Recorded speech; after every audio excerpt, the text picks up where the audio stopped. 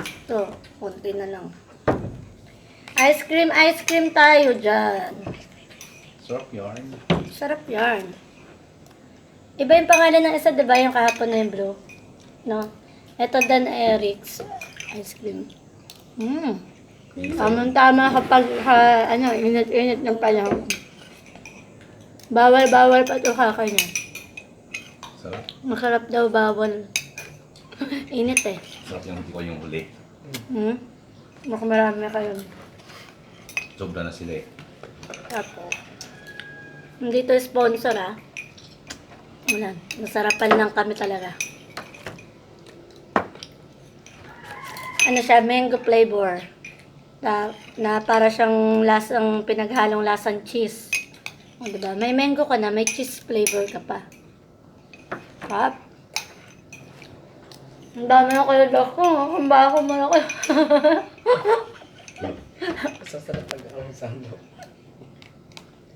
Ang sarap. Narapan yung kamay ko dun, tagas kanina eh.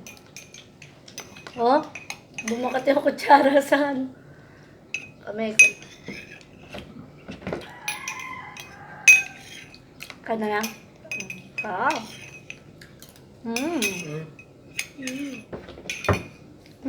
Sakto yung lakar niya.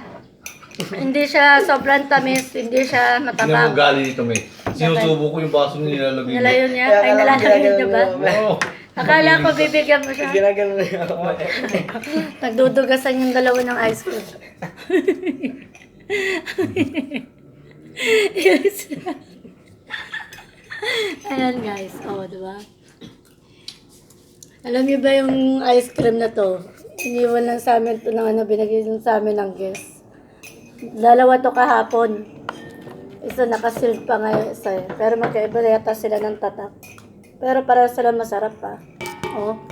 Ito siya guys Dan Eric's.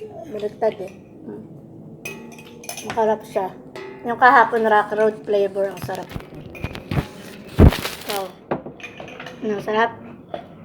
Ubus na yun sa'yo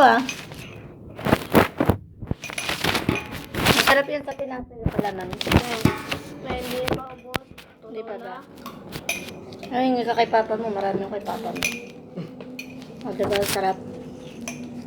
Pag bibili kayo guys, ito. Saan naman? Uy, meron na rin sa SM yung pati nga kulay puti. Yung puting yung parang ganito rin siya. Masarap din yun Meron na sa, mas mura. Tsaka sa Dali. Mas mura yung, tsaka mas masarap kumpara dun sa, yung branded na, ano yun? Yung S. Matabang yun eh. Ito, kaya, para siyang yung talagang branded na branded. Kaya ko yung ka-brand kami, yung naka-brand ka kami, nakakaumay.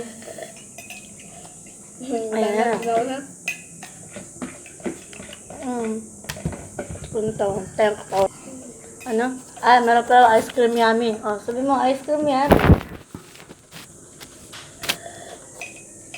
Mabay na guys. Bye na.